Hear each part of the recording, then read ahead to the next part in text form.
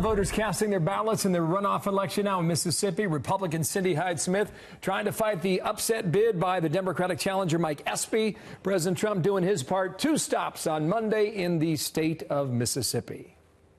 I'm here to ask the people of Mississippi to send Cindy Hyde-Smith back to the United States Senate so we can make America great again. Your vote on Tuesday will decide whether we build on our extraordinary achievements or whether we empower the radical Democrats to obstruct our progress. From last night, this morning, our headliner. Carly Fiorina, former Hewlett-Packard CEO and 2016 Republican presidential candidate. It's nice to see you again. It has been some time, and welcome back to America's Newsroom. Well, thanks. Great to be with you, Bill, and good morning, Sandra. Good morning. You talk a lot about leadership. That's a big part of your professional and personal focus. How would you rate the leadership on behalf of President Trump over the last 2 years?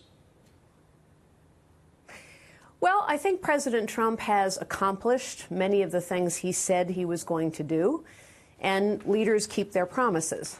On the other hand, I think it's also true that leaders understand how they do things is as important as what they do, because leaders have to build support over time. And I think what we're seeing as a result of the midterm elections is that while President Trump's base remains solidly with him, he is not building support. He's not growing support.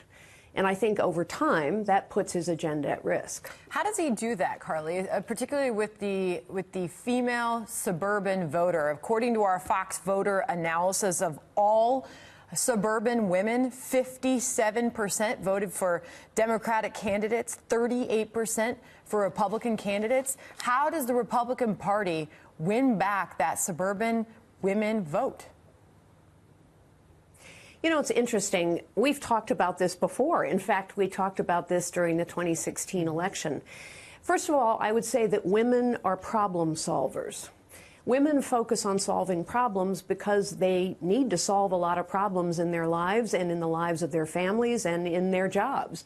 And so I think women focus very much on our problems getting solved, our results being achieved.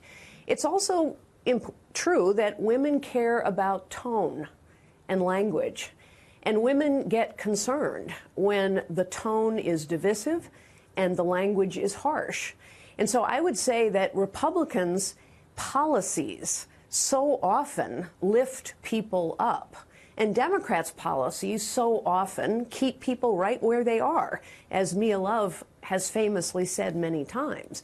But I also think that problems only get solved if you bring people together instead of dividing people apart. And tone and language can drive people apart or bring people together. And in the end, I think real leadership is about solving problems, not just talking about solving problems. You got a lot of attention. Politicians too you got often a lot do. of attention out of California 2 years ago. You sound a little bit like you might be considering it again. Are you running? Do you have plans to challenge Donald Trump in a primary? No, heavens no. What I am focused on is the same thing I've been focused on for many decades, which is what is real leadership about? And real leadership is not about title or position, although many leaders have titles and positions. Real leadership is about problem solving. Real leadership is about building support. Real leadership is about lifting people up and bringing them together, not tearing people down and driving them apart.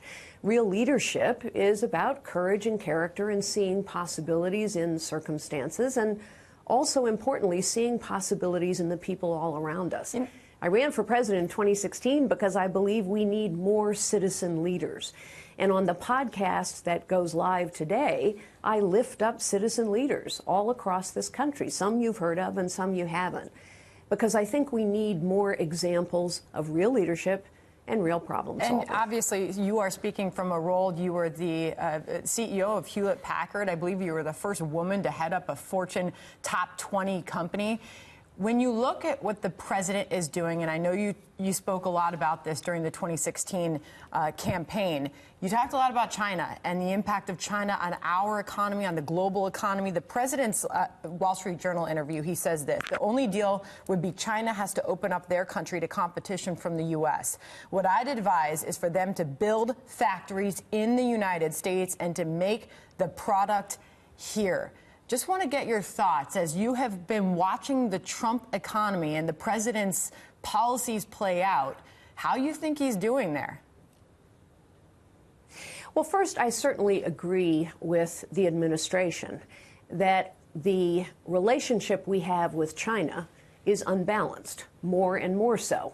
It's unbalanced from a military perspective, and it's unbalanced from a trade perspective. Where I would differ is, first of all, of course, China is manufacturing in the U.S. They've bought U.S. companies. I think it is time, way past time, for us to send strong messages militarily to the Chinese. President Obama failed to do that. And the result is I'm sorry, I'm hearing a busy tone in my ear. Go ahead, Anyway, Carly. the result is a situation in the South China Sea where we have a military buildup. It is also true that the trade imbalance is a problem. However, tariffs don't really work, and I think we're seeing that. When Ford and GM both say they're now having to swallow costs of $700 million to $1 billion, that costs jobs. I would rather see President Trump say this to China: you will play by the rules in our country that we have to play by in your country. And that means you can't list your companies on the New York Stock Exchange unless we can list our companies on the Chinese Stock Exchange. And it also means that you can't buy or invest in American companies until we can buy and invest in Chinese companies without government approval or government interference. Very interesting. President Trump on that rally last night was talking about this, how he would deal with China. Very interesting ideas there. Just listen to this from Mississippi. We racked up $4.5 trillion in trade deficits with China since they entered the WTO, that's the World Trade Organization, which, other than NAFTA, is probably the worst trade deal any country has ever entered. And we entered it, and that's what built China into the power. But now we're the big power. We're far more powerful, and that's the way we're going to keep it. That from Mississippi, as I mentioned. Carly Fiorina's got a new podcast out that she mentioned as well. It's called By Example, and it debuts today, and that's part of the reason why you're joining us today. And if we've reestablished a signal with you, go ahead and give a pitch for that podcast. Okay? I can tell you a little bit about that podcast because there's a lot of interest in it. Yeah. And because she is a pioneer in her field, and as I mentioned, one of the first female CEOs of a big Fortune company, Fortune top 20 company, she is sitting down in this new podcast, By Example, and talking to leaders of all industries. And it's really actually a fascinating idea. And for Carly Fiorina to be conducting those interviews should really be something. It's interesting to hear from her again because she's been somewhat quiet publicly anyway, you know, going back to the election of 2016. But when she came on that stage in Cleveland, I remember because Martha and I were sitting there and they came out, a group of seven. We had the first debate before the big debate that night. And Carly Fiorina got a lot of attention, and she quickly moved up the ladder for that election. So now she's out there yet again, so we hope to get her back. And we thank her for coming on the program. Hope to get her back. Check it out. Okay, By Example is the podcast. And